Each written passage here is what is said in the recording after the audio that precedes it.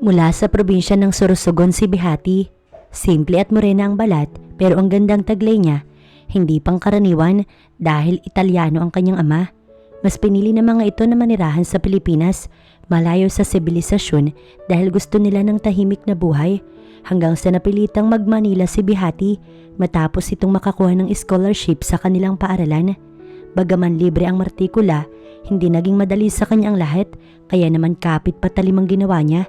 Kung saan-saan siya nag-part-time job hanggang sa makilala niya si Maximus, isang mayamang binata na tanging pagpapasarap lamang sa buhay ang alam. Interesadong talaga ang binata sa kanya dahil sa taglay na ganda na Bihati. Ilang beses niyang tinanggihan si Maximus dahil berhen pa siya, pero kalaunan pumayag din siya dahil kailangan niya ng pinansyal. Kasabay din kasi nanalogi ang pinagkakakitaan ng kanyang mga magulang. Sa matagal niyang pakikiniig kay Maximus, ay huli na nang malaman niyang may nakalaan na pala itong mapapangasawa ayon sa kanyang magulang, at sa mainit nilang paglalaro ng apoy ay aksidenteng nabuntis si Bihati at nagbunga ito ng triplets. Ano na naman ang ikinatatanga mo dyan? Sita sa akin ni Maridel isang umaga habang nakatanaw ako sa bintana. Siya ang kasama ko sa pangungupahan at malapit ko ding kaibigan. Tinignan ko siya tsaka ako tipid ng ngumiti. Wala, may inaalala lang ako. Nasabi ko tsaka ako ibinalik sa calling card na hawak ko ang aking paningin. Maximus Mondragon. Yun ang pangalan na nasa calling card. Isa siyang kilalang tao na nakilala ko sa pinagtatrabahuhan ko. Nais niyang puntahan ko siya sa kumpanya na pag-aari niya, pero hindi naman ako pwedeng basta na lamang magtiwala dahil hindi ko pa naman siya lubos nakakilala. May naisip ka na bang isasubmit kay Mr. Zamora? Ani Maridel nang balikan niya ako. Hawak niya ang puting mug na may lamang kape. Wala pa nga eh. Yun lang ang aking nasabi. Ang totoo talaga, wala akong sapat na pera para makagawa ng proyektong inuukol sa amin tungkol sa demand at supply. Isa pa'y kailangan ko makapag-interview ng isang business owner dahil isa din iyon sa activities na kailangan kong ipasa. Business management kasi ang kinukuha ko, pero hindi ko alam kung matutupad ko ba yung diploma na maiabot kila mama. Hindi ako pwedeng dumipende kay papa. Balita ko nga, nagkaroon pa ng problema sa koprahan namin kaya lalong nahiya ako na magtanong sa kanila. Dahil sa malalim na pag-iisip, hindi ko na malayan na tanghali na pala. Sabado ngayon at hindi ko alam kung may pasok ba yung Maximus na yun. Nakaipit ang aking bibig nang tawagan ko ang numero na nasa calling card. This is Maximus Mondragon speak. Kinain ako ng takot nang bumalot ang baritonong tinig ng lalaki sa linya. Wala akong oras makipaglaro sa'yo. Nasabi pa nito't alam ko nang ibababa na niya ang linya, kaya minabuti ko nang magsalita. Ako to, nahihiya akong sambit. Tingin mo makikilala kita kapag sinabi mong ikaw yan? Seryosong aniya, lalo tuloy akong pinangunahan ng hiya. Si Bihati to, Maximus. Sandali siyang natahimik. Pwede ba kitang makita? Oo naman, sabihin mo lang kung saan at ipapasundo kita. Kahit sa isang simpleng restaurant lang, malapit dyan sa building mo. Kinakabahan ako dahil baka hindi siya pumayag, pero mabuti na lamang at nagkasundo kami. Oh, saan ang punta mo? Ani Maridel habang nakahiga sa deck niya. May lalakarin lang ako. Sambit ko rito. T-shirt at pantalon lang ang sinuot ko. Binilin ko din kay Maximus na wag na niya ako ipasundo sa mismong bahay na tinutuluyan ko dahil ayokong pag-usapan ng mga chismosa. Naglakad ako pataas hanggang sa makita ko ang itim na kotse. Bumaba ang sa tingin ko ay tauhan niya at magsisilbing driver ko na naman. Nahihiya ako na pangiti nang ipagbukas ako nito ng pinto ng kotse.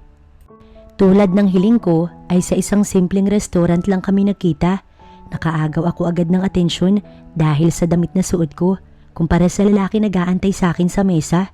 Gwapo siya at mukha talagang mayaman kahit wala pa siyang ginagawa. It's a pleasure to meet you again. Sagad ang pagkakangiti na aniya sa akin. Tipid ng ngiti lang ang isinagot ko. Ipinaghila niya ako ng upuan. Thank you. Nasabi ko pagkaupo ko. Itinaas ni Maximus ang kamay niya para tumawag ng waiter.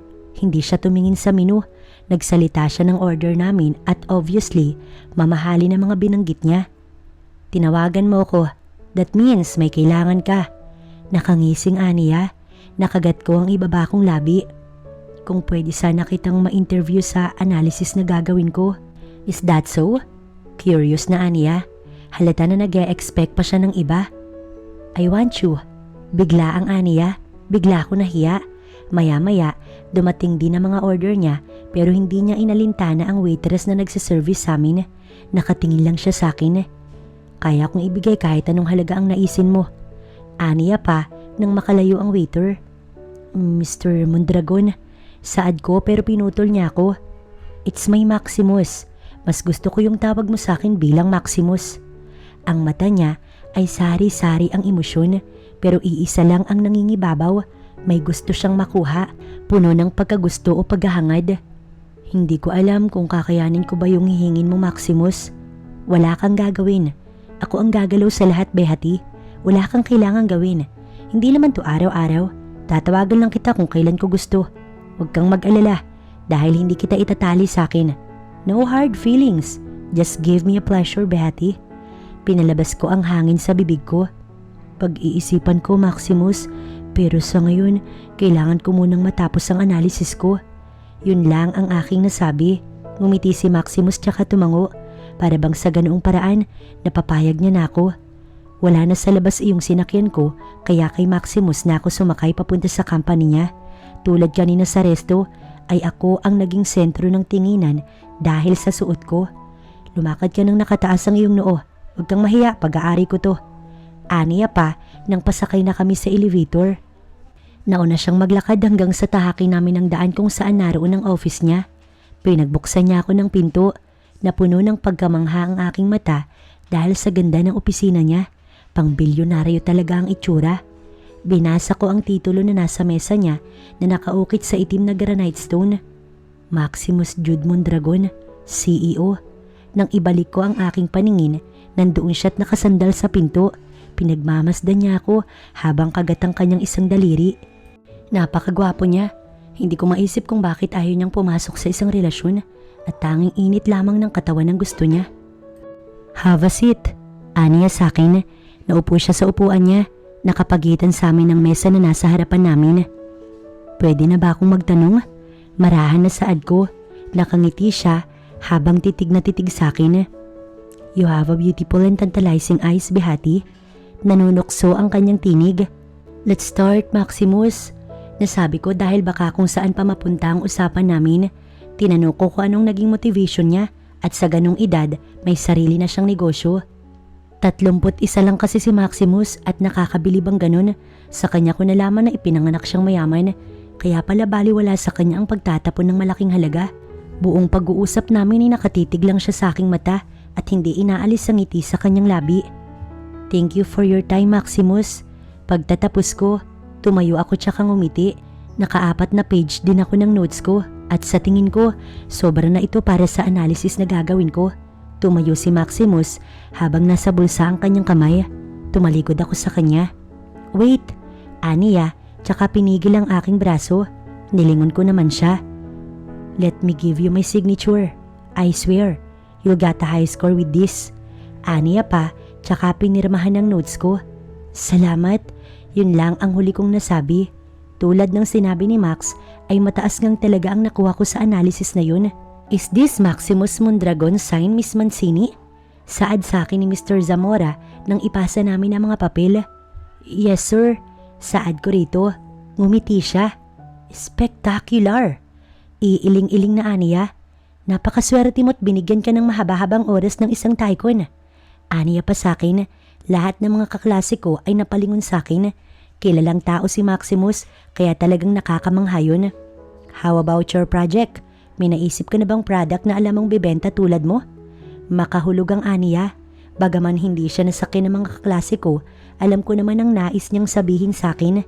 Matapos ang mahaba-habang klase, nakatanggap naman ako ng tawag mula kay mama ng lunchtime.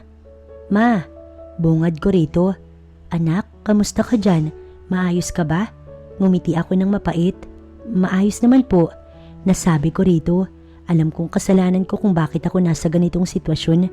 Alam kong kahit imposible, ninais ko pa din na makapag-aral sa mataas na paaralang yun dahil din sa pag-aasang maiahon ko sila sa kahirapan. Malalim na buntong hininga ni mama ang nadinig ko. Bakit po? May problema po ba? Nag-aalalang saad ko. Sa lungkot at bigat ng tinig niya, Alam kong meron. Na-aksidente ang papa mo, anak. Nasa hospital kami ngayon. Hindi naman namin makontak ang lola at lolo mo sa Italia para humingi ng tulong. Ani mama, nanggilid ang aking luha. Alam kong kahit makontak nila sina lolo, wala din itong ibibigay dahil itinakwil na nila si papa mula nang mabuo ako at sumama siya kay mama. Pinatay ko na ang linya. Wala na akong choice kundi ang pumayag na makaniig ni Maximus sa mga oras na uhaw siya sa laman dahil kailangan ko ng pera. Kaagad kong tinawagan si Maximus. Isang beses lang na nagring yun bago may sumagot. I'll pick you up. Aniya sa linya. Mukhang alam niya na ang pakay ko kahit hindi ko pa sinasabi ang sadya ko. Nagkatako ng pasok dahil kailangan ko ng pera. Nagmamadali ako naglakad palabas ng eskwelahan. Tulad nung nakaraan, may sumundo na naman sa akin pero nagulat ako. Pagpasok ko kasi sa kotse, nandun si Maximus. You look adorable. Aniya habang nakatingin sa aking dibdib. Nagbaba ako ng tingin. Sa unit tayo. Ani Maximus sa kanyang driver. Tumango lang ito tsaka nag-drive. Tulad pa din nung nakaraan, nakatutok na naman sa akin ang kanyang mata. Bakas ang pagkamangha sa bagay na hindi ko maintindihan. Naiilang ako, Maximus. Yun ang tangi kong nasabi. Napatawa siya na parang kinikiliti. I'm sorry, napapahanga lamang ako sa gandang taglay mo. Pambobolang aniya pa kahit alam ko naman na katawan ko lang yung habol niya. Sa maikling minuto, narating namin ang unit na sinasabi ni Maximus. Nakagat ko ang labi ko dahil naka-uniforme pa ako. Iginiya ko ni Maximus pasakay sa elevator. Napaka-gentleman niya kung iisipin pero alam kong isa yan sa paraan ng paglalaro niya ng apoy. Nang tumunog ang elevator, iginiya niya ako papunta sa mismong unit niya. Inaasahan kong sa kanya lamang ang lugar na yun kaya maliit lang pero napakalaki nun. Isinisigaw noon kung gaano kayaman si Maximus. May napakalaking mesa doon na makintab. Wait for me. Aniya, tsaka pumasok sa isang kwarto. Sinamantala ko ang pagkakataon na yun para ilibot ang aking paningin. May mga mamahaling paintings, may piano sa gilid, malapit sa salaming pader kung saan natatanaw ang ibaba ng highway. Maya-maya pa, lumabas na si Maximus, dala ang isang papel. Wala na ang tie at suit na suot niya. Tanging ang long sleeve na light blue na lamang ang suot niya at bukas na ang 3 botones na magkakasunod nun, dahilan para makita ko ang maskuladong dibdib niya na may mangilang-ilang buhok. Napalunok ako. Sign here. Aniya at dahan-dahan kong ibinaling ang mata ko sa papel kung saan malinaw kong nabasa ang salitang contract slave. Napasinghap ako. Don't worry, it's not like what you think. Hindi kita sasaktan. Pupunuin kita ng sarap, Behati. Garalgal ang tinig na aniya. May mga tuntunin at patakaran din. Katulad na lamang ng hindi ko ito maaaring ipagkalat. Hindi ako maaaring makipagrelasyon kung kanino. At higit sa lahat, hindi ko siya maaaring mahalin. Sa 10 patakaran, yun lamang ang bumaon sa aking isipan. Kailangan ko ng pera, kaya pikit mata kong pinirmahan yun. Very good, Behati. Aniya pa, tsaka ngumiti. Kinuha niya ang papel at hinawakan niya din ang aking braso. Iginiya niya ako papasok sa isang kwarto na kahit kailan, hindi ko naisip na makikita ko. May kakaibang upuan doon na alam kong ginagamit para sa 2 tao lamang. May mga laruan na alam ko ding ginagamit para pasayahin ng isang babae at lalaki. May mga latigo at higit sa lahat ay posas na nakabitin sa malalaking bakal. Huwag mo munang titigan yan. Hindi ko pa gagamitin sa'yo yan. Aniya pa, tsaka niya ako pinaupo sa kama na nandun. Binuksan niya ang closet at sari-saring mga underwear ang naroon. Itim ang kinuha niya na all-in at kung alin pa ang maselang parte, yun pa ang mga walang takip. Go to shower and wear this. Aniya sa akin, wala akong ibang masabi kundi ang mapakurap. Binasa ko ang aking katawan, tsaka ako sinuot ang binigay niya. Nahiya ako sa sarili ko dahil ito yung unang beses na gagawin ko ang bagay na ito. Marahan ako lumabas. Inabutan kong ganoon pa din ang suot ni Maximus. May gulat sa kanya nang makita niya ako. Naibaling ko sa ibang bagay ang mata ko dahil sa hiya. Naipit niya ang kanyang labi tsaka humakbang palapit sa akin. Tinignan niya ang aking itsura. Wala akong ibang nadidinig kundi ang paglunok ko. Napataas ng kusa ang balikat ko nang dumapo ang labi niya sa balikat ko. Para akong binuhusan ng malamig na tubig. Ang kamay niya ay nasa magkabilang bewang ko na rektang tumatama sa balat ko. Hinawakan niya ang balikat ko Tsaka niya ako hinarap sa kanya. Inangking niya ang aking mga labi. Kakaiba ang pakiramdam na dulot niya. Bagaman labag sa loob ko, ang bagay na ito ay kusang tumugon ng labi ko. Gumanti ako sa halik niya hanggang sa humakbang siya ng marahan kasabay ng pagbaba niya sa akin sa kama na nasa likuran namin. Nakatuon ang dalawang kamay niya habang titig na titig sa akin. Finally, nasabi niya pang minsan bago ako muling hagkan. Kakaiba ang mga ginawa ni Maximus pero siguro ay dahil sa ngayon ko lamang naramdaman ng lahat ng yun. Tinanggal niya rin ang kanyang damit habang abala sa paglalakbay ang kanyang mga labi. Nadidinig ko ang pagkalansing ng bakal niyang sinturon. Sa sandaling minuto, matagumpay niyang naalis ang mga harang sa nagpupuyos niyang pagnanais na ako ay maangkin. Kagatlabit walang paalam na pumasok si Maximus. Naipit ko ang aking labi dahil sa pagpipigil na makagawa ng kahit kaunting ingay.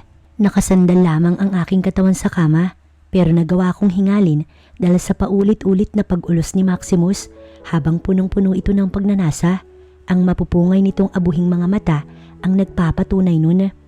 200,000 ang unang pera na ibibigay ko sa'yo. Basta hayaan mo lamang ako. Bulong niya pa sa aking tenga.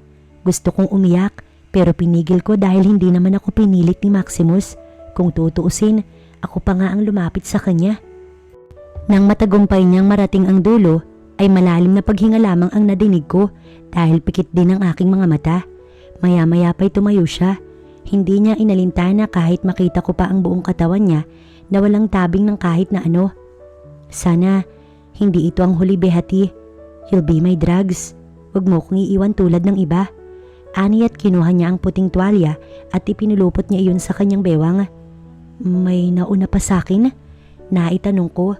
Nagsalin muna siya ng alak sa baso bago siya sumagot sa akin. Panglima ka na. Pero umaayaw na sila dahil malaki na yung perang nakukuha nila sa akin. Mabutit hindi mo sila nabubuntis. Wala na daw akong pag-asa na magkabibi, sabi ng doktor. Kaya bumabawi na lang ako sa ganito. Nakangiting aniya pero ramdam ko ang sakit na itinatago niya. Tumayo at halos mapangiwi ako. Nilapitan niya ako tsaka tumawa. Why? Tanong niya kahit mukhang alam niya naman ang sagot ko. Masakit. Kagatang labing saad ko matapos kong maramdaman ng labis na hapdi sa pagitan ng aking hita. Normal yan. Berhen ka pa kasi. Walang pag-aanilangang aniya tsaka ngumisi. Malaki ang binigay ko sa first session natin dahil berhen ka. Sana may kasunod pa pagtapos nito. Well, nandun naman yun sa contract pero iba pa din sa feelings kung sasabihin mong gusto mo kong matikman. Makahulugan ng ngiting aniya pa. Hindi na ako pumayag na ihatid ako pabalik ni Maximus. Dahil tsak na kukulitin ako ni Maridel, pinagawan din ako ni Maximus ng bank account at doon niya daw ihuhulog lahat ng pera na ibibigay niya sa akin. Nag-message kaagad ako kay mama para sabihin kuhanin ang pinadala ko. 10,000 lamang yun dahil maghihinala sila kung malaki kaagad ang ibibigay ko. Huy, ani Maridel nang makitang nagbibihis ako.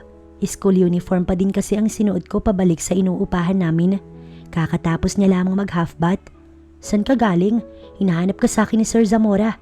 May emergency lang. Sinugod kasi si Papa sa hospital. Ganun ba? Hinahanap ka kasi dahil dun sa project. May naisip na ako kung gusto mo, share na lang tayo. Magkaiba naman ng mga details na isusulat natin eh. Oo ba? Nasabi ko na lamang. Desperada na ako. Kailangan ko makagraduate kaya kahit nakakahiya kay Marinel, sasama na lang ako total. May pera naman akong pang-share sa kanya. Pero sabihin mo muna kung sino yung in-interview mong exclusive na tao. Kinikilig na ani Marinel. Wala yun no, nakilala ko lang pero hindi naman na kami nagkikita. Pagsisinungaling na saad ko, mabuti na lamang dahil hindi na siya nangulit pa. Nang mga sumunod na umaga, naging tutok kami ni Marinel sa project namin. Akala ko nga, ganun lang talaga kadali na magtayo ng negosyo pero nakadepende pa din talaga yun sa demand ng mga tao at sa presyo ng bawat mga produkto.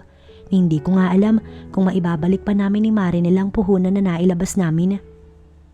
Napalinga ako sa daan nang may kotseng bumusina malapit sa amin. Bumaba ang bintana noon at bumungad ang gwapong mukha ni Maximus. Kaagad ako napatalikod. Nagbabaka sakali ako na hindi niya ako makilala habang si Marinel tutok pa din sa kanya. Hello, malaki ang tinig na alam kong si Maximus. Yes sir? Kinikilig na ani Marinel kahit alam kong hindi niya pakilala kung sino si Maximus. Kung pwede yung nakatalikod na makausap ko. Nanigas ako sa kinatatayuan ko tsaka dahan-dahang lumingon. Nagbaba ng sunglass si Maximus habang nakangiti. I want to buy all your stocks. Nahulog ang panga ni Marinel kahit ako ay hindi rin makapaniwala. Magsasalita na sana ako nang lumapit sa amin ng isa pa naming kaklase. Behati, pinatatawag ka ni Mr. Zamora. Bakit daw? Dun yata sa pagkat mo last time. Alam mo naman kasing ilang araw na lang ay gagraduate na tayo na ganun ka pa. Nakangusong aniya.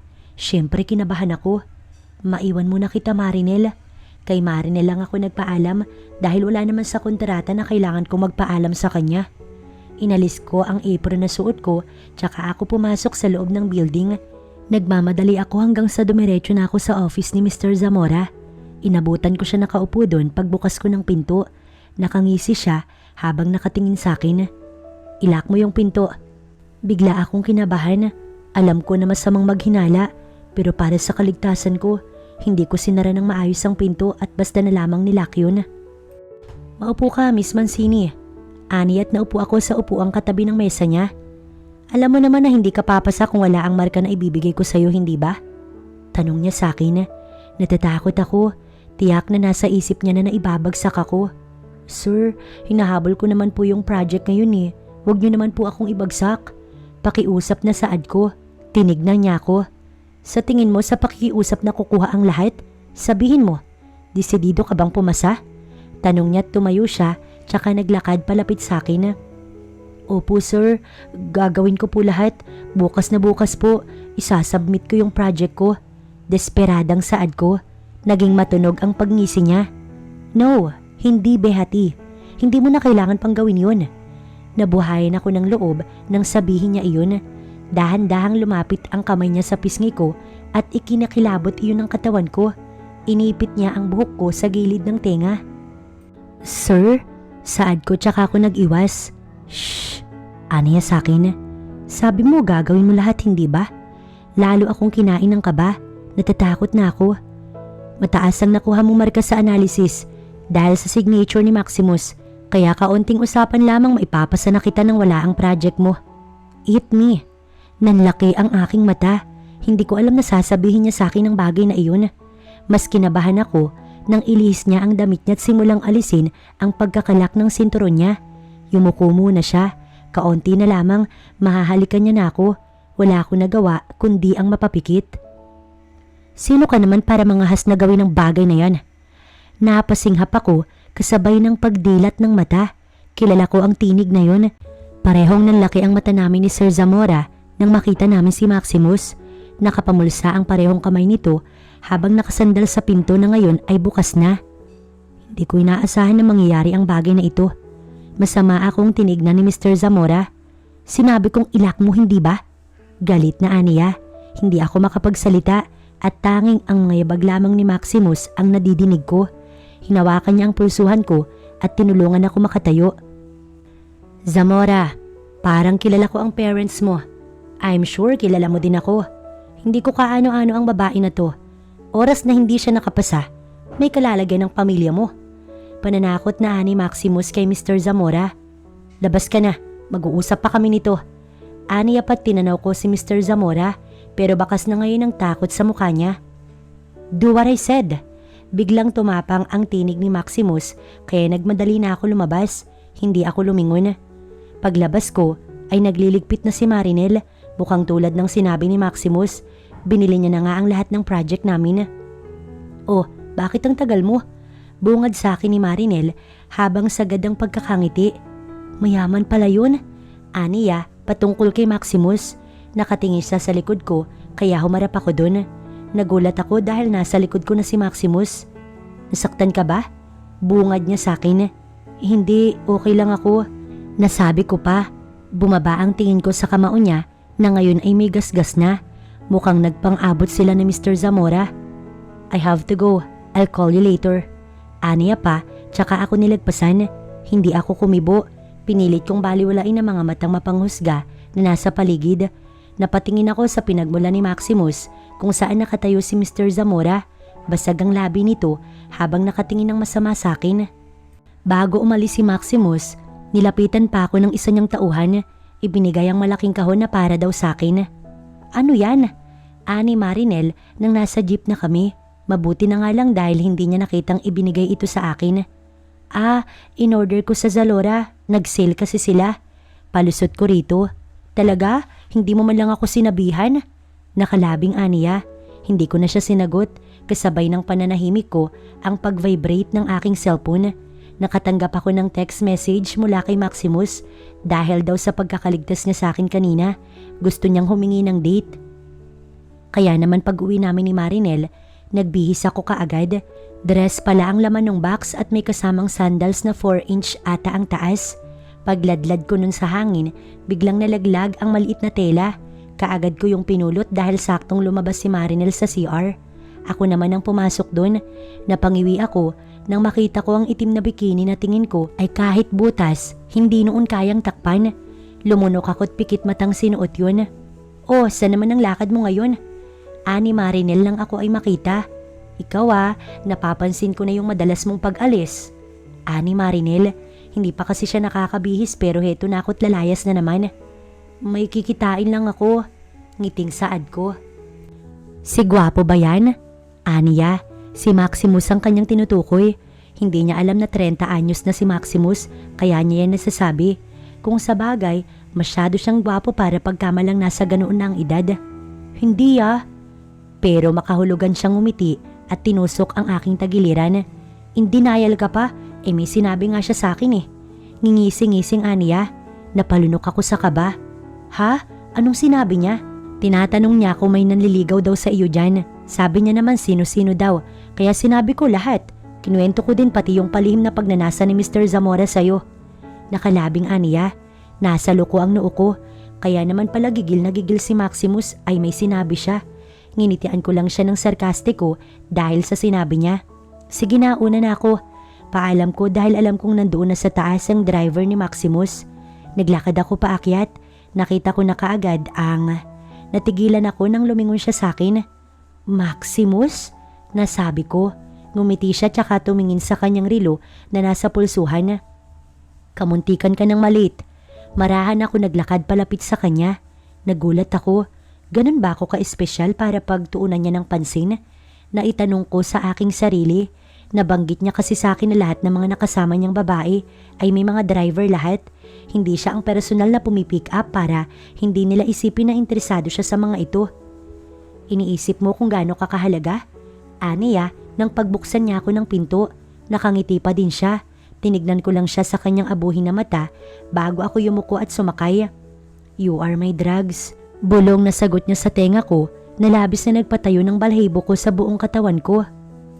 Akala ko ba bawal magkaroon ng feelings?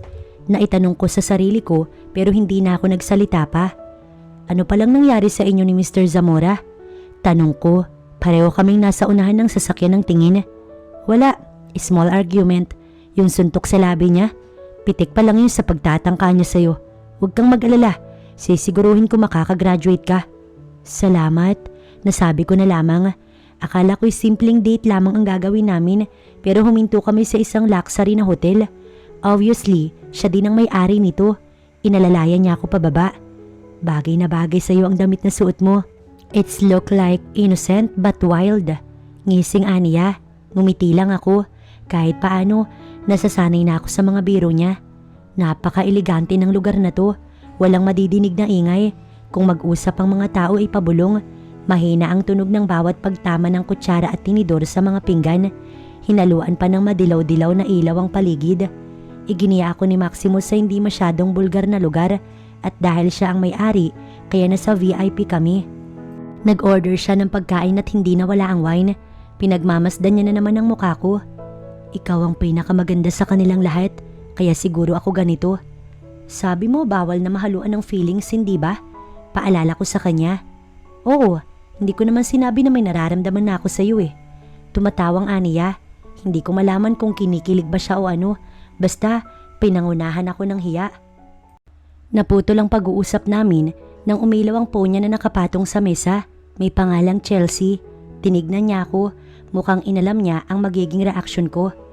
Sagutin ko sandali. Ani at seryoso ang mukha niya. Tumango lang ako. Hindi ko kilala kung sino yun at wala din naman akong plano pang alamin. Pagbalik niya, eksakto din ang pagdating ng order namin.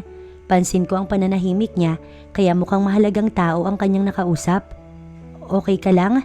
Tanong ko't tinignan naman niya ako. Bakit? Nag-aalala ka ba sa akin? Balik na tanong na Aniya kaya umiling ako. Wala akong karapatan na mag-alala. Nakakapanibago lang. Sagot ko't tipid siyang umiti. Pasayahin mo ko. Biglang Aniya. I have a challenge for you. Binuksan niya ang wine at sinalin sa 2 baso. Obviously, para sa akin at para sa kanya. What is it? Confused na tanong ko. I have 50,000 cash prize. In or out? In. Buo ang loob kong saad. Ibigay mo sa akin ang panloob mo without anyone noticing you. Makahulog ang ngiti na Aniya. Napasinghap ako para ako napasubo sa hamon niyang yun. Lumunok ako habang kinakabahan. Lilinga-linga ako. Abala naman ang lahat ng taong nandun kaya lakas loob akong umangat ng marahan sa pagkakaupo para ibaba ang garter ng suot ko. Nakangisi lang si Maximus habang pinapanood niya ako. Lumunok akong muli at sinubukang mas ibaba pa ang garter nun hanggang sa matagumpay kong napababa iyon nang walang nakakapansin sa akin. Kusang nalaglag sa sahig ang napakaliit na tela. Mukhang sinadya niya yun ang ipasuot sa akin para sa ganitong aktibidad. Mabilis kong pinulot ang tela na yun at iniabot sa kanya. Nang makuha niya yun sa kamay ko, parang nanuyo ang lalamunan ko nang langhapin niya iyon. Dama, Aniya ng pabulong tsaka mabilis iyong binulsa. Finish your food because I'll eat you later. Aniya pa sa akin, hindi ko nakitang ginalaw niya ang pagkain niya. Mukhang ako talaga ang gagawin niyang hapunan mamaya. Saan tayo pupunta? Tanong ko sa kanya. Sa halip kasi na lumabas kami pa uwi, giniya niya ako papasok sa kung saan na parte pa din ng lugar. Just follow me. Ani at pumindot siya sa elevator at bumukas yun. Akala ko'y kami lang ang tao dun pero may pumasok pang 3. Nakangiti pa ang mga ito kay Maximus kaya ngumiti din siya pabalik. Nakagat ko ang ibabang labi ko nang mas sumigpit ang kamay ni Maximus na nakaikot sa aking bewang. Umatras kami sa likod dahil may 2 tao pang sumakay. Akala ko'y kung ano nang gagawin ni Maximus nang maupo siya sandali para itali kunwari ang sintas ng sapatos niya kahit nakaayos naman yun. Pero kaagad na nanlaki ang mata ko dahil may iba pa pala siyang pakay. Kusang dumulas ang kamay niya mula sa binti ko pataas sa hita hanggang sa maalon na kurba sa likod ko. Napalunok ako. Eksakto sa pagbukas ng elevator ang pangihina ng tuhod ko. Kaagad na inalis ni Maximus ang kamay niya na siya ding pinanghawak niya sa aking pulsuhan. Gamit ang kanyang keycard ay pumasok kami sa isang malahotel na kwarto. Paglingon ko, mainit na labi niya ang sumalubong sa akin. Medyo nagulat ako, mukhang napag-init ko siya dahil sa hamon niya sa akin. Mariin niya akong pinako sa pader. Nakatuon ang 2 kamay niya sa gilid ng ulo ko habang nakatikom ang kamao niya at bakas ang panggigigil. Napamura siya ng mahina tsaka ako tinitigan. Sinalubong ko lang ang mata niya. Muli niya akong hinagkan. Mas mainit at mas madiin kaysa sa kanina. Bumaba ang kamay niya sa aking bewang. Hinapit niya ako palapit sa kanya. You're mine. Hindi mo ko pwedeng iwan, Behati. Bulong niya sa aking tenga nang bumaba ang halik niya sa pangako. Halos mabaliw ako sa paraan kung paano niya ako tratuhin. Napasinghap akong muli nang karagahin niya ako tsaka marahang ibinaba sa kama nang hindi humihiwalay sa aking labi. Pinadulas niya ang manipis na tela ng dress ko sa magkabilang balikat ko hanggang sa matagumpay niyang maalis iyon ng buo sa akin. Ang ganda mo! Bulong na naman na Aniya. Napapikit ako ng mariin at kaagad ding napadilat nang umalis siya sa aking ibabaw. Mula sa gilid ng kama, may posas na nakasabit. Hindi ko iyon napansin kaagad. Itinali niya ang magkabilang kamay ko sa magkabilang gilid nun. Lumapit siya sa isang drawer. May stick siyang kinuha at may 2 posas din. Napalunok ako nang umisi siya. Itinali niya sa mga posas na yun ang 2 paa ko.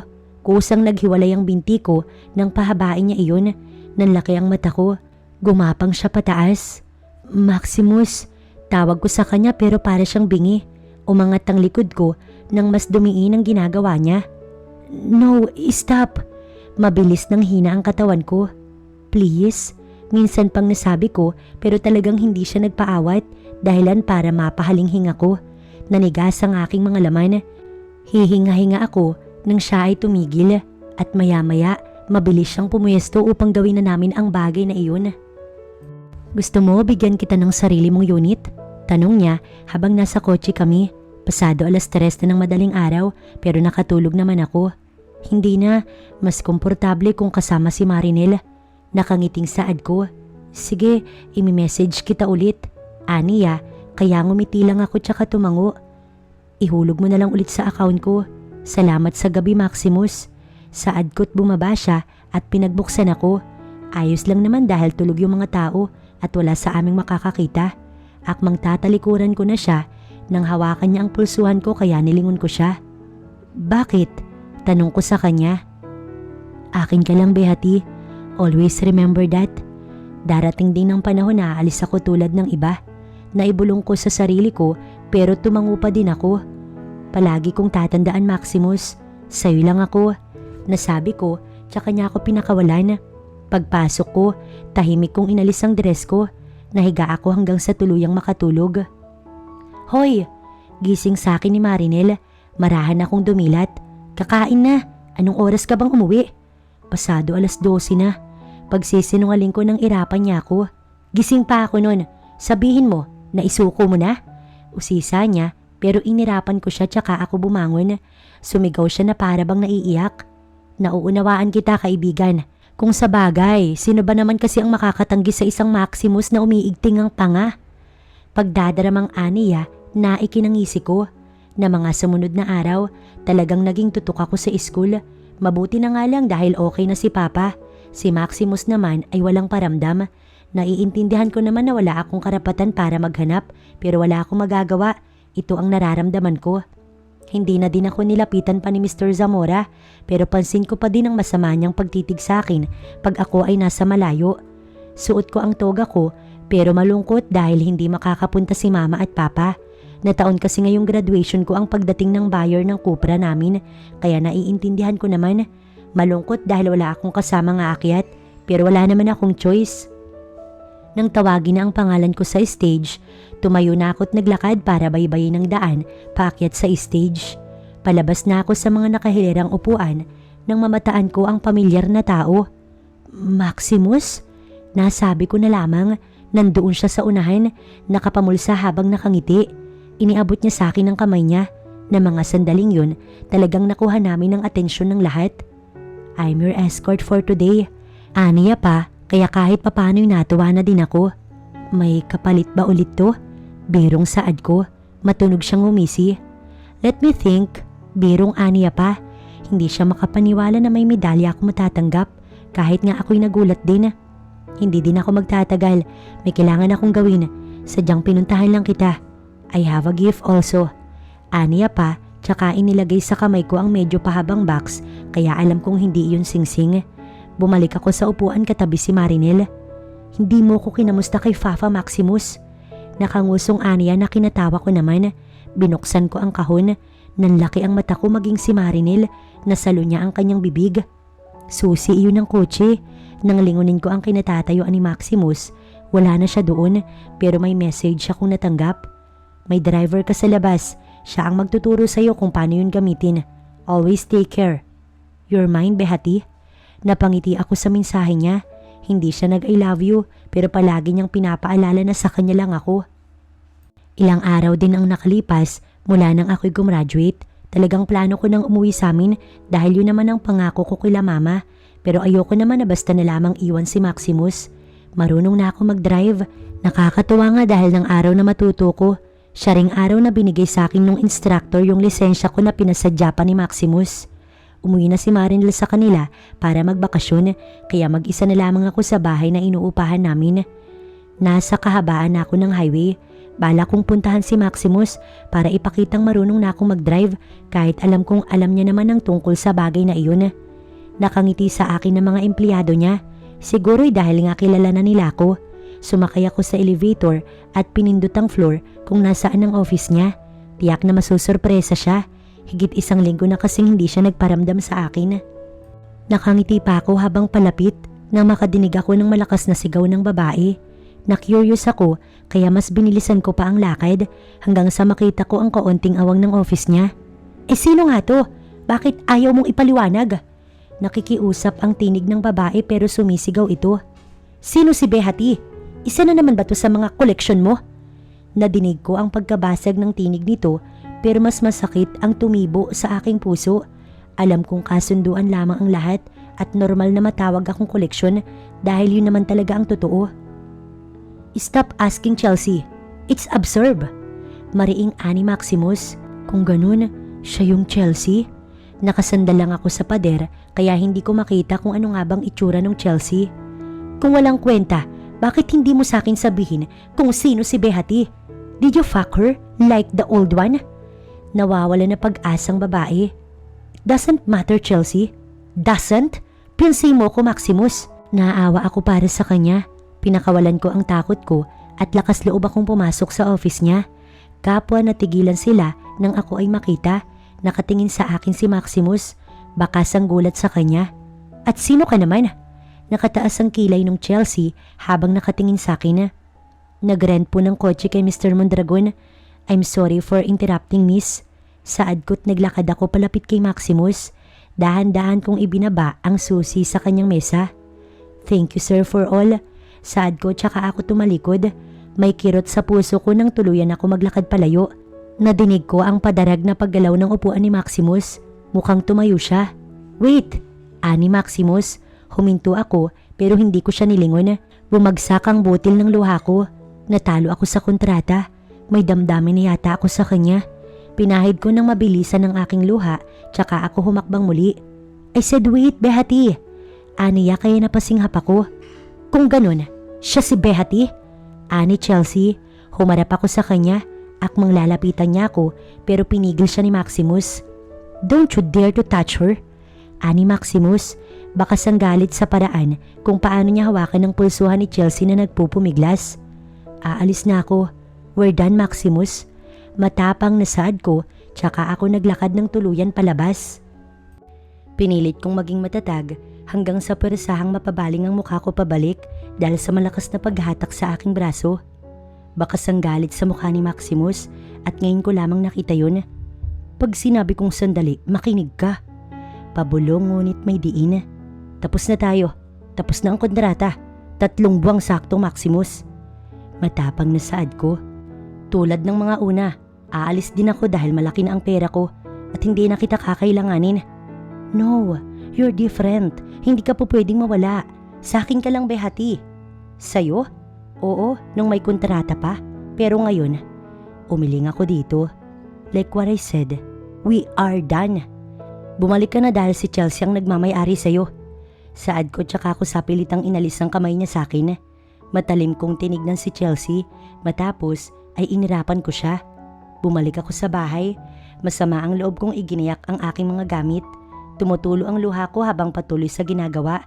Nang araw din nga yun, napagdesisyonan kong bumalik sa Bicol dahil gusto ko na ding makita sila mama at papa. Sabik sila sa akin. Mahigpit na yakap kaagad ang binungad nila sa akin. Pinakita ko ang aking diploma na alay ko sa kanila. Pinagmalaki pa nga yun ni mama sa mga kapitbahay namin. Pero habang lumilipas sa mga araw, mas lalo kong naaalala si Maximus. Masarap siyang mahalin pero mahirap panindigan dahil kontrata lamang yun. Kung minsan, tinatawagan niya ako pero pinapatayan ko siya. Ayoko siyang makita at hindi ko alam kung bakit. Gayong ako naman itong nagsabi na tapos na kami. Hanggang sa mapansin ni mama ang pagtaba ko kahit wala naman akong ganang kumain. Kinakabahan ako. Wala sa ideya ko na magpiti pero ginawa ko pa din. Hanggang sa malaman kong buntis nga ako. Malaking disappointment yun para kay mama at papa. Lalo't kinuwento ko sa kanila si Maximus. Ba't hindi mo tawagan ng walang yang yun? Anong kontrata? Ani mama, pero umiling lang ako. May babae pong nakatakda para sa kanya. Yun lang ang tanging na ipaliwanag ko, bagay na hindi naman nila maintindihan. Alam ko din naman na hindi ako pipiliin ni Maximus, kahit pa sabihin kong buntis nga ako. Lalo pa't mula ako sa maralitang pamilya, kumpara kay Chelsea na sopistikada at halatang mayaman. Nang mga sandaling yon, tinakwil ako ni mama dahil sa kalandi ang ginawa ko. Pero nagawa ko lang naman yun dahil gusto ko silang mabigyan ng maayos na buhay. Hindi ko alam na magbubunga ang palihim kong pag-ibig kay Maximus. Nang manganak naman ako sa triplets kong anak, oo, nabanggit ni Maximus na hindi na siya magkakaanak, pero biruin mong triplets pa yung naiputok niya sa akin. Sila papa at mama ang nag-asikaso sa akin. Lumaki na kasi ang kaprahan ni papa, kaya pati ang gastos, sila ang sumagot. Giliw na giliw sila dahil iisa lamang ang mukha ng mga anak ko. Ang pera naman na natanggap ko sa ama ng mga anak ko ay balak kong palaguin. Magtatayo ako ng negosyo. Nakakasama lang ng loob dahil ako itong nagpakahirap sa tatlo. Ako ang nagluwal at walang ambag ang kanilang ama kundi ang pagpapakasarap, pero kahit isa, wala silang namana sa akin. Maximus POV. Nakakrossleg ako habang nakaupo at bagot na bagot. Magdadalawang oras na ako nakatunganga dito pero hindi pa rin tinatawag ang aking pangalan. Napakislot ako nang magring ang aking cellphone. Si Christian ang tumatawag. Speak. Masungit na saad ko. Sir, galit pa rin po ba kayo? I said speak. The meeting is still ongoing, sir. Kung ano-anong palusot na po yung ginawa ko para lang hindi kayo hanapin ng daddy nyo. So sinasabi mo bang kasalanan ko kung bakit nandito ako sa bangko at nakapila? Hindi ba't ikaw ang inutusan ko na gawin to? Buliyaw ko sa kanya. Walang sumagot sa linya. Basta may kung ano ko nadinig dun. Then what are you doing there? Nagtataray ang tinig ni Chelsea. Mukhang inagaw niya kay Christian iyong phone. Hindi ikaw ang kausap ko. Ibalik mo kay Christian yung phone. Kunot ang noong saad ko. Kapag hindi ka bumalik dito, kukulitin ko yung daddy mo na ikasal tayo sa lalong madaling panahon. Kaya umayos ka hanggat ibinibigay ko yung kalayaan na gusto mo. Pananakot niya sa akin, tsaka niya pinatay ang linya. Nakagat ko ang aking ibabang labi, kasabay nun nang magsalita ang teller sa unahan ng pila. Next, nagmamadali ako na upo sa upuan. Nang tignan niya kung sino ko, ay nagulat pa siya. Mr. Mondragon? Nasalo niya ang kanyang bibig. Bakit hindi niyo po sinabi na nandyan kayo? Sana hindi na kayo pumila. Aniya sa akin, pero hindi na mahalaga yun. Ano po bang sadya niyo? Na-close yung account ni Behati Mancini dito. Gusto ko malaman kung anong account ang gamit niya at kung nasan siya ngayon. Diretsyong saad ko nang lumungkot ang kanyang ekspresyon. Naku sir, private information po yun. Hindi ko maaaring sagutin ang bagay na yan. Mabuti po sana kung maipoprove nyo kung anong ugnayan nyo. Hindi ba pwedeng gawan ng paraan? 3 years ko na siyang hinahanap eh. Sir, I'm very sorry po. Tumayo na ako, mukhang kahit ano naman ang gawin ko. Hindi niya din naman sasagutin, kaya may nabuti ko nang bumalik sa opisina. Inabutan ko pa nga ang meeting. Masyadong mabigat para sa akin. Ipinikit ko ang aking mga mata. Nakakainis, may pera nga ako, hindi ko naman makita ang aking hinahanap. Bakit ikaw pa? Sa dami ng mga babaeng nakilala ko, bakit sa'yo pa ako nagkaganito? Nasabi ko sa sarili ko hanggang sa madinig ko ang pagbukas ng pinto. Babalik ka din naman pala, nagmamatigas ka pa. Nang idilat ko ang mata ko, nandun si Chelsea, naka-cross arms habang nakatingin sa akin. Tinitigan ko siya.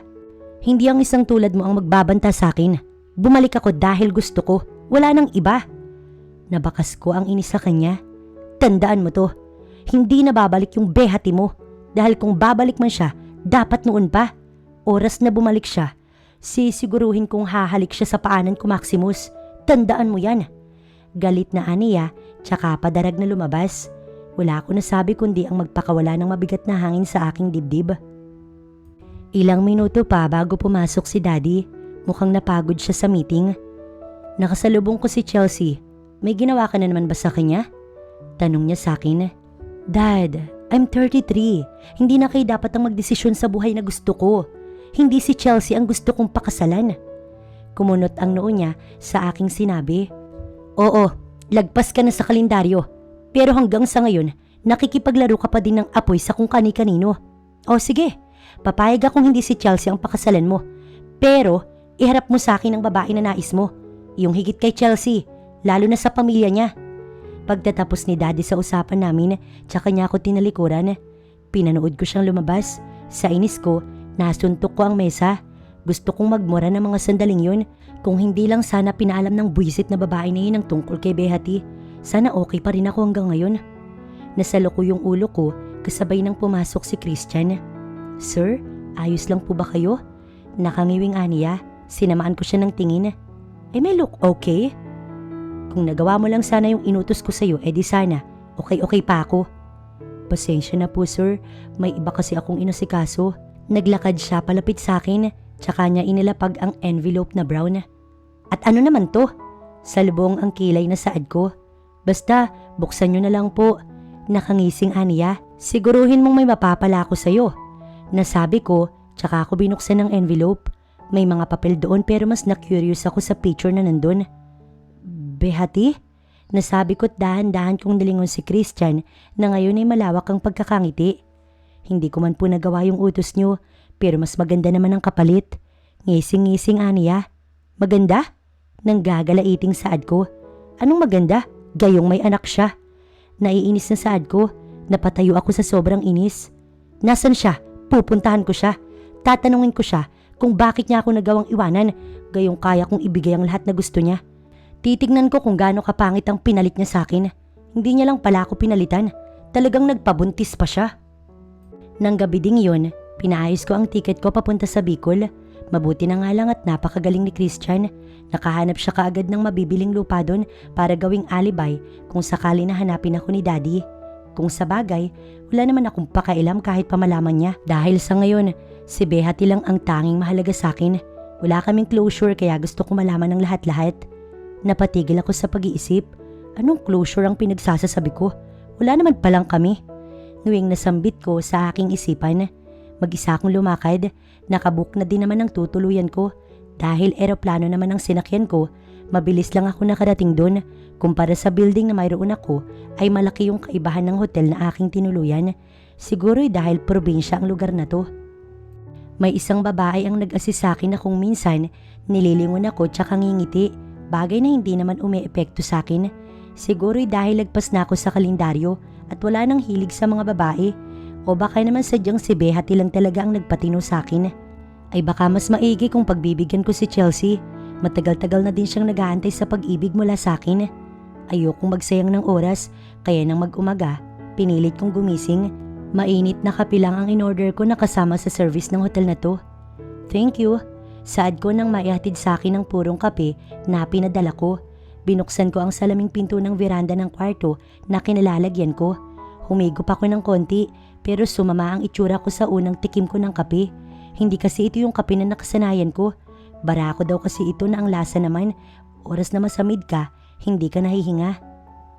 Isinantabi ko muna ang pag-inom ng kape dahil hindi ko yung nagustuhan. Mabuti na lang, sariwa ang hangin dito. Kahit paano'y gumaan ang aking pakiramdam.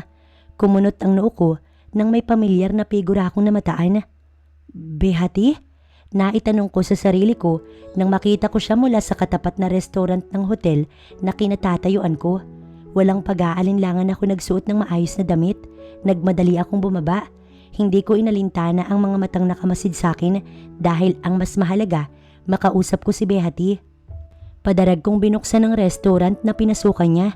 Napalinga ako ng paulit-ulit hanggang sa makita ko si Behati nakausap yung service crew. Marami tayong customer na bigating ngayon kaya sana magtulungan tayo, okay? Masigla ako makipag-usap siya sa mga tao doon. Mukhang may mataas na siyang katungkulan at halata na masaya na siya sa kanyang buhay. Akala mo isang inosente at walang dinurog na puso. Count me in. I'm special too.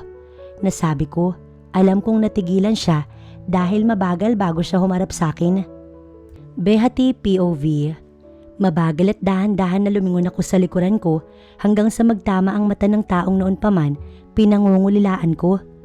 Maximus? Nasabi ko, magkahalong tuwa't inis ang aking naramdaman. Long time no in. Napalunok ako.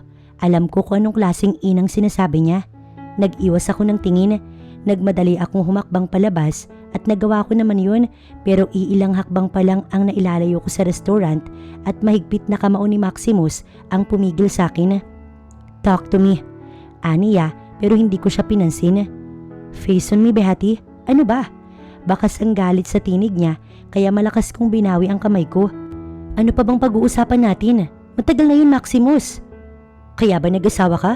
At ngayon may anak ka ng 3? Galit na aniya. Nang hina ang tuhod ko at gusto ko siyang sampalin para sabihing kanya ang mga batang yun. Pero para saan pa? Malamang nakasal na sila ni Chelsea. Ano man ang gawin ko sa buhay ko, labas ka na doon. Matagal nang tapos ang obligasyon ko sa'yo. Giit ko pa kahit masakit para sa akin ang sabihin yun. Talaga bang para lang sa pera ang lahat? Wala ka man lang bang naramdaman? Aniya pa't tumawa ako ng sarkastiko. Naramdaman? Niloloko mo ba ako, Maximus? Ikaw ang gumawa ng kasunduan nun. Bawal mahaluan ng feelings, di ba? Dahil nagpapalabas lang ng init ng katawan ng nais mo. Kaya bakit ako magkakagusto sa'yo? Kaya ka ba sumadya dito para ulit-ulitin natin? Gusto mo ako maging kabit mo? Nakataas ang kilay at pang-iinsulto ang aking pakay. Come back to me. Yun lamang ang nasabi niya. I'm not behati like an old one. Madami nang nagbago sa akin, Maximus. Sa'yo na nga nang galing. May mga anak na ako. Tumatawang saad ko dahil kung hindi ko gagawin yun, alam kong iiyak ako. Iharap mo sa akin ang asawa mo. Sa kanya ba galing ang pinangpatayo mo dyan? Galit na turo ko sa may resto. Oo, galing sa'yo yan. Sa ama ng mga anak ko. Gustong gusto kong sabihin sa kanya yun, pero alam kong baliwala lang din naman. Why? Bakit? Bakit hindi na lang ako behati? May Chelsea. Hindi ko natuloy iyong magsalita siya. I'm still single. I'm still hoping na babalik ka. Pero mukhang huli na. Malungkot na aniya. Ako'y natigilan. Hindi ko inakala na madidinig ko sa kanya mga bagay na yun. I'm sorry, Maximus. Saad ko tsaka ako tumalikod. Sa 3 taon na hindi namin pagkikita, akala ko'y okay na ako. Pero muling nabuhay ang sakit sa puso ko nang siya ay aking makita. Bakit nga ba hindi ko na lang aminin sa kanya ang totoo na may anak siya? Tumigil ako sa paghakbang. Humarap ako kay Maximus pero nakatalikod na din siya at naglalakad pabalik sa hotel. Siguro nga, hindi talaga tayo dahil kung kailang may pagkakataon ay tayo naman ang kusang lumalayo sa isa't isa. Nasabi ko tsaka ako tuluyang tumalikod. Sa ngayon, ipapaabaya ko na lamang ang lahat sa kapalaran. Nang sumunod na umaga, lumiban muna ako sa resto. Ibinilin ko sa manager na sila muna ang mag-handle nun dahil baka puntahan na naman ako ni Maximus. Kilala ko yun, hindi siya tumitigil hanggat hindi niya nakukuha ang gusto niya. Oh, anong itinatanga mo dyan?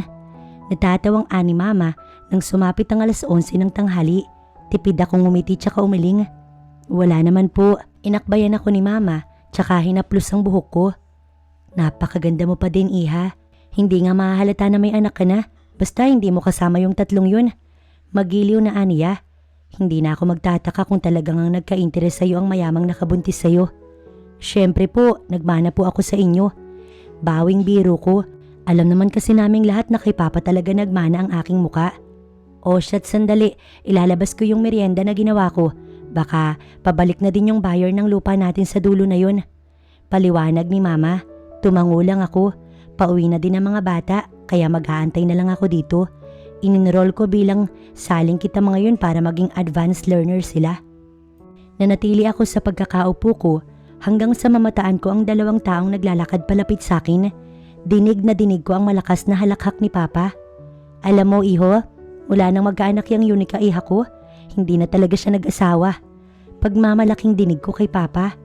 Mukhang natroma siya dahil nga aksidente lamang ang nangyari sa kanya. Nabuntis siya ng lalaki na nagpaaral sa kanya. Sa lakas ng boses ni Papa, dinig na dinig ko siya hanggang sa malinaw kong makita kung sino ang kasama ni Papa, bagay na nagpakaba sa akin ng husto. Humintiw din iyong lalaki nang magtama ang mga mata namin. Maximus? Naibulong ko. Oh, siya ang anak na kinukwento ko sa iyo, iho. Nakangiting ani Papa. Hindi ko alam kung bakit hindi siya kumibo, kaya ganun din ang ginawa ko. Nagmamaang-maangan ako na hindi ko siya kilala. Nagkataon lang ba talaga na nandito siya? O ginamit na naman niyang yaman niya para makalapit sa akin? Maupo tayo, iho. Ani Papa. Pinaghila niya ng upuan si Maximus na ngayon ay ngiti-ngiti na. Kasabay nang lumabas si Mama, dala ang meriendang niluto niya. Napakaganda pala dito sa inyo, no? Ani Maximus, ngunit ang kanyang mata nakatanaw sa akin. Oo, iho, sinabi mo pa. Sariwa ang hangin na talagang makakapag-relax ka kung sakali na binabalak mong bilhin ang lupa ko. Tumawa ng matunog si Papa. Hindi pa din ako sumagot hanggang sa marinig ko ang matitinis na tinig ng mga anak ko mula sa malayo, bagay na nagpasinghap sa akin. Ang sabi ko bahala na ang kapalaran sa amin, pero parang ang bilis naman yatang sinagot ang sinabi ko. Talagang pinagdidikit niya ang ugnayan namin ni Maximus. paano pa ako tatakas ngayon? Mami! Lahat kami ay napalingon pati si Maximus dahil kaharap ko siya, kitang-kita ko kung paano siya natigilan. Alam kong wala na akong takas, kaya't ano man ang maging desisyon ni Maximus, kailangan kong pag-isipan, kailangan kong sagutin ang lahat ng kanyang katanungan. Sabay-sabay ako niyakap ng mga anak ko nang umugong ang malakas na tawa ni Papa. Napakagugwapo ng mga apo ko, hindi ba? Malas ang anak ko dahil walang nakuha sa kanya ang mga anak niya na kahit na ano. Galak na ani Papa. Tinitigan ako ni Maximus. Ibig pong sabihin, wala pang asawa ang anak nyo? Oo iho, ani Mama. Bibilhin ko po yung lupa kung ganun. Seryosong ani habang nakatingin sa akin. Mapa, papasok po kami sa loob. Paalam ko tumango naman sila. Pinilit kong umakto ng normal. Nagtanong-tanong ako sa mga anak ko kung ano ang ginawa nila hanggang sa... Ma'am, who's that guy po? Usisa ni Maxine. Buyer ni Lolo. Nakangiting saad ko. Bakit po siya nakatitig sa inyo? Tanong naman ni Maximo. Anak, wag nang madaming tanong. Yaya, pakilinis sila. Igagaya ko yung tanghalian natin, okay? Hinalikan ko ang noo nila, tsaka ako lumabas ng kwarto. Hindi ko nadidinig ang pag-uusap nila Papa, kaya siguradong wala na din si Maximus. Isang kasambahay lang ang kinuha ko para sa 3 kong anak, kaya ako na mismo ang naghahanda ng pagkain namin. Kung minsan ay si Mama kapag abala ko sa restaurant. Nagsalang ako ng kawali. Bala kong magluto ng manok na Italian style nang manigas ako sa aking kinatatayuan matapos gumapang ang bisig sa aking balakang pababa sa aking tiyan. 3 years old ang mga anak mo. 3 taon din mula nang iwan mo ko. Hindi ko alam kung anong milagro ang mayroon ako pero kamukhang kamukha ko sila kaya Chuck, anak ko sila, tama ba? Bulong iyon sa aking tenga na nagpatayo ng balahibo sa aking katawan. Nang ipaling ko ang aking mukha sa gilid ko, nakangising mukha ni Maximus ang bumalaga sa akin. Napaatras ako pero mahigpit niya ako niyakap.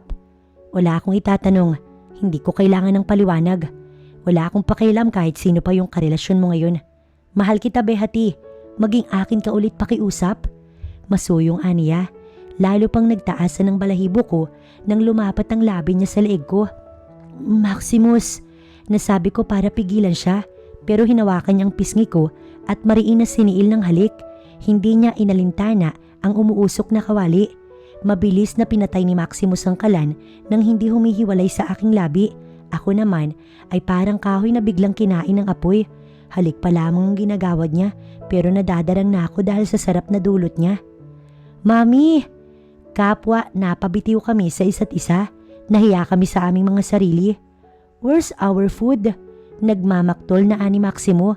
Siya ang nagmana sa tatay niya. Bosi at bugnutin. Eto na, magluluto na.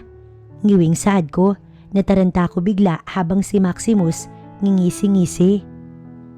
Nasaan sila Mama at Papa? Saad ko habang isa-isang hinahain ang aking niluto. Magkakatabi silang 4 sa mesa at talagang iisa ang mukha nila. Lahat sila'y nakapangalumbaba at pinapanood ako. Wala, may ginawa sa labas. Saad ni Maximus. I already talked to them. Pinaliwanag ko ang lahat kaya wala sila dito ngayon. Mami, bakit po kasabay natin ang guy na to? Bubulol-bulol na ani Marcus. Because I am your dad. Nanlaki ang aking mata. Inaasahan kong dadahan-dahanin niya ang pagpapaliwanag sa mga anak namin pero sinabi niya nang walang kagatul-gatul. Sabay-sabay na tumingin sa akin ang mga anak ko. Iniintay nila ang aking sasabihin. Look, magdadalawang isip pa ba naman kayo? Iisa lang ang mukha natin. Nasabi pa ni Maximus kasabay ng malakas niyang pagtawa. Tinignan ko siya ng masama. Huwag mo kong tignan ng ganyan dahil hindi ako natatakot sa iyo. Lalo lang lumalalim ang damdamin ko, Behati. Kahit papaano'y gumaan ang aking pakiramdam, ang makita ko na sabay-sabay kumain ng mag-aama, napakalaking bagay para sa akin. Hindi na nagtanong ang mga anak ko. Hindi naman kasi nila ugali ang mag-usisa. Mamayang gabi, tsak na saka pa lamang sila magtatanong sa akin. Take care always. Hindi naman ngunit ako yung daddy nyo, ay ganun na lang kadali na makakasama nyo ko.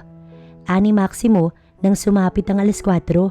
Nagkaroon na sila ng close deal at kukunin niya ang lupa na binibenta ni Papa sa dobling halaga. Binanggit daw kasi ni Papa na malaki ang nagastos nila ng mga anak ko. Para I'm sure, Darating din ang time na mangyayari yun. Just wait for the right time, okay? Ginulo ni Maximus ang ulunan ng mga anak namin. Tinignan niya ako. May sasabihin ka? Nakangiting aniya. Inirapan ko siya. Daddy naman ako ng mga anak mo. You can kiss me anytime. Tumawa ito na parang kinikilig sa sarili niyang kagagawan. Tumigil ka. Mahiya ka sa mga anak mo. Then visit me. Pwede naman kitang sunduin o di kaya pagbalik ko sa Manila isama na kita. Nakangiting aniya na ikinalaki ng aking mata. Kung ano-anong iniisip mo, umalis ka na dahil baka gabihin ka pa sa biyahe. Malayo ang bayan at baka mapagtripan ka dyan. Wala pa namang sinasanto yung mga tambay dyan. Ikaw, seryosong aniya? Ha? Bigla ako naging parang lutang dahil wala naman talaga akong naiintindihan. Ikaw kako, kailan mo ko mapagtitripan? Kailan mo ko hindi sasantuhin? Sinserong aniya habang nakatingin siya sa mata ko. Wala kaming pinag-usapan dahil hindi ko alam kung dapat ko bang buksan ang puso ko. Mabait at maalaga si Maximus pero hindi ko alam ang tunay niyang pakay sa akin kaya nagdadalawang isip pa rin ako. Ilang araw din na hindi nagparamdam si Maximus. Siguro ay bumalik na siya sa kanila. Wala sa hulog nang tawagan ko ang phone niya.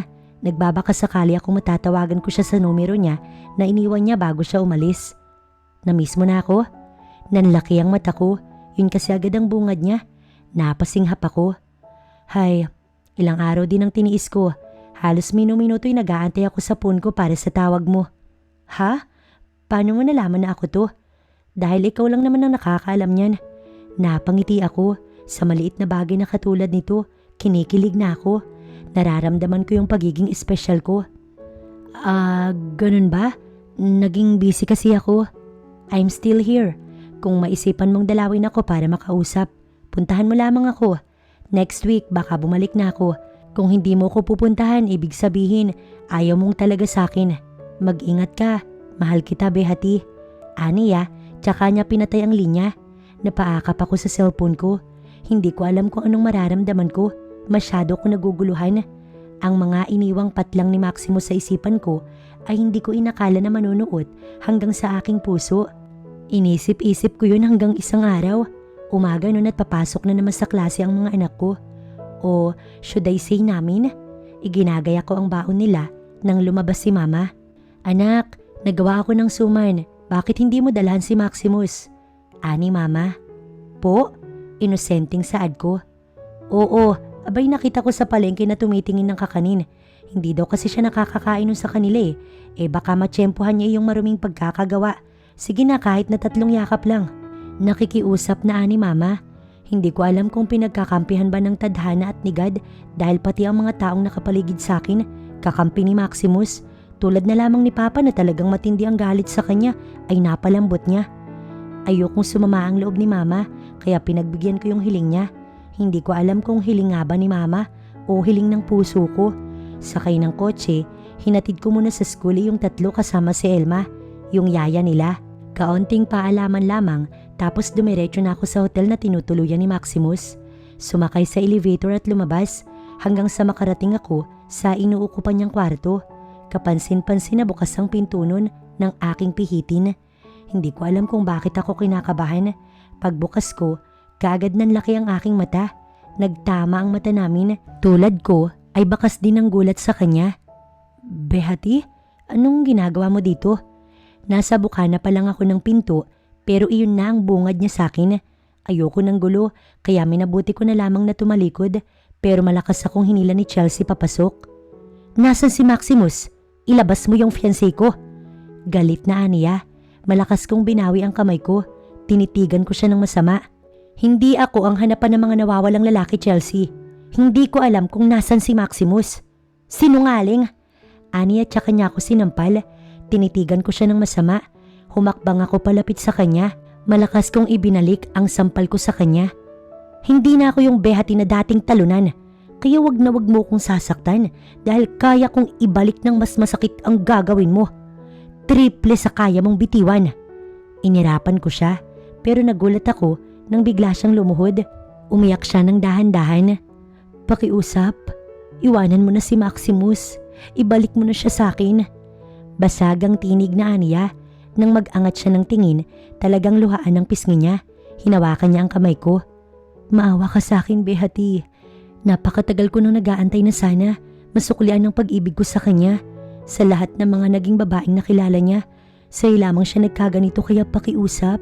Alam kong ikaw lang ang makakapagpabago ng isip niya. Kung talagang hindi mo siya gusto, ibigay mo na lang siya sa akin. Hindi ko alam na magagawa niya to. Napaatras ako. Talagang mahal na mahal niya si Maximus. Binawi ko ang kamay ko. Pasensya na. Pero kung meron kang pinakikiusapan, ay dapat na si Maximus yun at hindi ako. Tao lang tayo, Chelsea. Walang sino man ang kayang turuan ng puso. Kaya kung isasantabi yung damdamin ko. Pero ako hindi. Sabay kaming napalingon sa pagbukas ng pinto. Nandun si Maximus at nakatingin sa amin. Masama ang tingin niya kay Chelsea. Naglakad siya palapit sa akin. Hinawakan niya ang pulsuhan ko, tsaka niya ako itinago sa likuran niya. Anong ginagawa mo? Sad ko dito. Dito ka lang sa tabi ko. Giit niya nang hindi ako nilingon. Umalis ka na. Paliliwanag ko kay Daddy ang lahat. Hindi ko deserve ang pag-ibig na gusto mo. Ayokong matali. Kahit ako, napaisip sa sinabing iyon ni Maximus. Paano ako kung sakali? Baka dumating din sa punto na maging ganyan ako kay Chelsea. Baka manglimos din ako ng pagmamahal kung alin yung mahal na mahal ko na siya. Tsaka siya maglolo ko. Tumayo si Chelsea. Pinahid niya ang luha niya tsaka hinawakan ng kamay ni Maximus. Maximus, please, umuwi na tayo. Aniya habang inilalapat pa sa pisngi niya ang kamay ni Maximus nang marahas nitong bawiin ang kamay niya. Umalis ka na. Ikwento mo ang nangyari kay Daddy pero hindi niyo mababago yung isip ko. Ani Maximus, nang gilid naman ang luha sa mata ni Chelsea. Tinignan niya ako. Kasalanan mo to. Kung hindi mo siya nilandi, sana okay pa kami. Akmang susugurin niya ako nang hawakan ni Maximus ang kamay niya at bitiwan ng sakin. Kailanman hindi tayo naging okay kaya umalis ka na. Kinaladkad niya si Chelsea palabas. Sinara niya ang pinto tsaka humarap siya sa akin. Nakatitig kami sa isa't isa habang patuloy naming nadidinig ang pagkatok ni Chelsea sa labas. Lumabas lang ako, may kaaway ka na kaagad. Tumatawang aniya. Siya yung tipo ng tao na walang pakailam sa lahat basta ang magawa niya ang gusto niya. Ako? Paano kapag ganito din ang pinaramdam niya sa akin? Ano namang iniisip mo? Wala naman. Pinadala lang ni Mama itong kakanin. Nakita ka daw kasi niya sa palengke. Paliwanag niya rito. Nainggit ka kaya pinuntahan mo din ako dito? Kinikilig na aniya. Hindi, pinilit lang ako ni Mama. Simpleng wika ko. Nasalo niya ang kanyang dibdib. Ang sakit mong magsalita. Napangiwi ako. Mas masakit ang mga sinabi niya kay Chelsea. Natahimik kami nang mawala ang pagkatok ni Chelsea. Mukhang umalis na siya. Sumilip ako sa bintana at saglit na nagantay hanggang sa makita kong sumakay ito sa kotse sa ibaba at tuluyang umalis. Hindi ko mapigilang makaramdam ng guilt. Kasalanan ko, pero kaagad ako nawala sa ulirat nang ayan na naman si Maximus ay nakapalupot ng bisig sa akin. Hindi mo ko na-miss? Malambing na bulong niya. Maximus, aalis din ako. Nasabi ko tsaka sa pilitang inalis ang kamay niya tsaka ako humarap. Pero mas nagustuhan ni Maximus ang posisyon na yun. Uuwi na ako. Giit ko pa pero nginisihan niya lang ako. Namiss kita ng higit sa lahat. Aniya pa. Nanghihina ako sa mga titig niya. Gustuhin ko mang kumawala, parang hindi ko kakayanin. Mabilis siyang yumuko para daluhan ng aking labi. Mainit kaagad ang halik na ginawad niya, yung walang pagpipigil. Inikot niya ako hanggang sa maihiga niya ako sa kama. Mahal na mahal kita, Behati. Aniya, nang bitiwan ng aking labi. Bumaba siya sa leeg ko, para siyang uhaw sa akin. Bumalik na naman tuloy yung mga alaala namin noon kung gaano siya kagaling. Maximus, saad ko nang bumaba siya sa pants ko. I can't handle it. Aniya pa't hindi alintana ang makapal na telang nakaharang doon. Basta gusto niyang sumisid at yun ang mahalaga sa kanya. Maximus, susunduin ko pa yung mga bata. Saad ko na talaga niyang ikinatigil. Mariin siyang napapikit. Tumayo siya tumingala. Pilit na pinapakalma ang alaga niya na bumubukol na sa suot niyang short. Naupo ako sa kama. May problema ba? Bigla ay nabalot ng pag-aalala ang kanyang tinig. Hindi ko alam kung dapat ko bang ipagkatiwala sa iyo ang puso ko, Maximus. Oo nga't may mga anak na tayo, pero mali na maging okay tayo ng dahil lang sa kanila. Sinabi mong ayaw mong matali, hindi ba? Habang buhay na lang ba tayong ganito? Paano kung may makilala kang higit sa akin? Saad ko nang tignan niya lang ako. Dahan-dahang bumalatay sa mukha niya ang malawak niyang ngiti, kasunod ang pagak at napakalakas niyang halakhak. Kung ganun pati ikaw ay tinamaan ng sinabi ko. Ibig sabihin, nakikita mo na ako sa future mo. Galak na aniya nang kabigin niya na naman ako palapit sa kanya. Oo, sinabi ko ngang ayoko matali. Pero hindi sa'yo, Behati. Ikaw ang pakakasalan ko sa takdang araw. Aniya, tsaka niya hinalikan ng aking noo. May ngiti sa aking labi nang makabalik ako sa bahay. Oh, bakit parang inabot ka na naman ng hapon dun? Makahulog ang ani mama. Naupo ako sa tabi niya. Nag-usap po kami tungkol sa mga bata. Nga pala, nasan po yung tatlo? Kaagad na tanong ko dahil sa kapilyuhan ni Maximus na wala na sa isip ko ang mga anak namin. Sinundo na ng papa mo. Suportado siya sa iyo. Alam niyang hindi pa maayos ang koneksyon niyo ni Maximus kaya ayaw kanyang patawagan sa akin. Nai-open din daw kasi sa kanya ng nobyo mo na may hinahanap siyang parte ng buhay niya na dito niya lamang matatagpuan sa Bicol. Nakangiting ani mama. Ako naman, pinamulahan ng muka dahil kahit hindi ko sabihin, tsak na ako ang nawawalang parte na sinasabi ni Maximus sa kwento niya. Pero ang mas nagpakilig sa akin ay ang pagtawag ni mama na nobyo ko kay Maximus. Bagay na hindi ko pa matanggap sa ngayon. Naninibago ko lalo at kanina lamang nalinawan ng lahat. Salamat po sa inyo ni Papa. Mahal na mahal ka namin anak. Ibibigay namin ang lahat ng makakaya namin ng Papa mo. Nakangiting ani mama kaya niyakap ko siya sa sobrang tuwa. Balak po naming lumuwas ng Maynila. Gusto po ni Maximus na formal ako ipakilala sa parents niya. Hindi ka naman kaya nila saktan. Nag-aalalang ani mama pero umiling lang ako. Nandyan po yung tatlong prinsipe ko. Huwag po kayong mag-alala. Nakangiti kong wika. Tulad ng sinabi ko kay mama ay sinabi ko din kay papa. Kung pumayag si mama ay higit na payag si papa. Sino nga naman daw siya para hadlangan ng pag-iibigan namin? Private na eroplano ang ginamit namin dahil sa mga bata pero tulad ng mga normal na bata, nakatulog din sila sa biyahe. Ikaw, desidido ka na ba na makasama ako? Maya-maya ay bulong ni Maximus. Tinignan ko siya ng makahulugan. Dapat ay sa sarili mo tinatanong yan.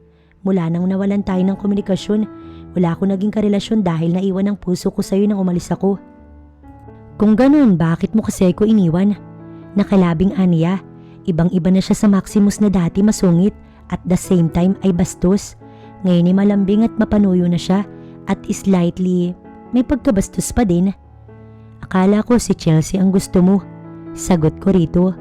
May nakarelasyon ka ba pag alis ko? Nakangiti siya habang nakatitig sa akin. Tingin mo kaya kitang palitan? Hindi ko alam kung bakit mo nagawang baliwalain ako gayong ako naman palagi ang nagtatrabaho. Napatawa ko tsaka ako pinisilang pisngi niya. Nga pala yung doktor na nakausap mo nun, nasa na siya? Inalisan ko ng lisensya at pinakulong. Kasabwat siya ni Chelsea. Base kasi sa investigasyon, napilitan lang daw na ganun ang sabihin sa akin para wala na ako mahalin bukod kay Chelsea na siyang nakakaintindi daw sa akin. Buti na lang talaga't ikaw ang nabuntis ko. Swerte ko pa rin. Pinikitan niya ako kaya inirapan ko siya. Kinikilig ako. Pagdating namin sa mansyon nila, hawak ko sa kabila si Maximo. Sa kabila naman ay si Maxine at sa gitna si Marcus. Kinakabahan ako dahil hindi ko alam kung anong kahantungan naming mag-iina. Lalo pat unang beses ko pa lang na mamimit up ang parents niya pero magtitiwala ako kay Maximo. Kahit na may kaya kami sa buhay, parang sinampal pa din ako ng kahirapan nang makita ko kung anong buhay nga ba talaga ang mayroon si Maximus. Ma'am, kay daddy po ba to lahat? Maya-maya'y usisa ni Maximo. Tinanaw niya ang daddy niya na nakangiti. No baby, hindi na to kay daddy.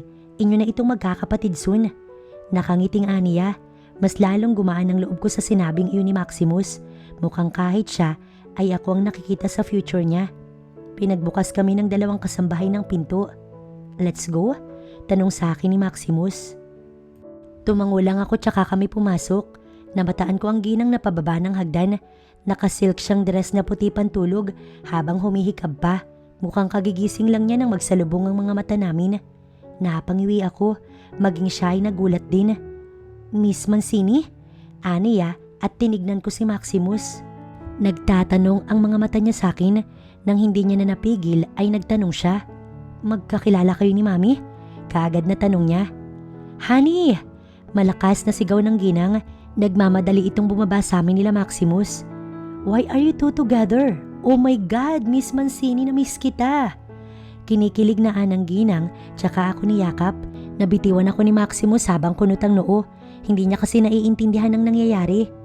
Nagbakasyon kasi si Miss Ingrid sa Bicol at sa restaurant ko sila palaging kumakain kaya naman naging close kami. Minsan pa niyang nasabi na kung papala rin daw, gusto niya akong maging manugang.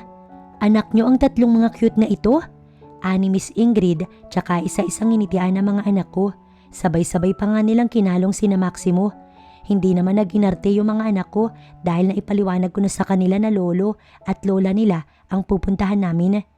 Nakakatuwa naman ang pagkakataon, ano naman ang plano mo kay Chelsea? Anang daddy ni Maximo sa kanya. Ipinaliwanag ko na sa kanya lahat, tingin ko naman inaintindihan na niya. Nakangusong ani Maximus, masama ang loob niya dahil matagal na pala akong kilala ng parents niya, hindi man lang daw ako nabanggit.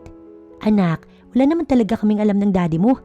Kinikilig na ani Miss Ingrid, babawi na lang kami. Tatawa-tawa pa nitong sabi.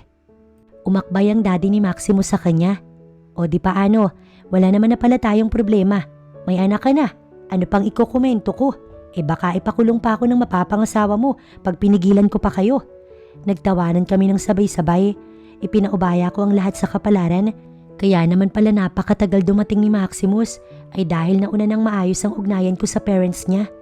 Hindi ko alam kung kailan ang tamang panahon para ikasal kami ni Maximus. Pero mag-aantay ako dahil alam ko naman na mahal niya ako. Sa ngayon, napagdesisyonan namin na sa Bicol manirahan.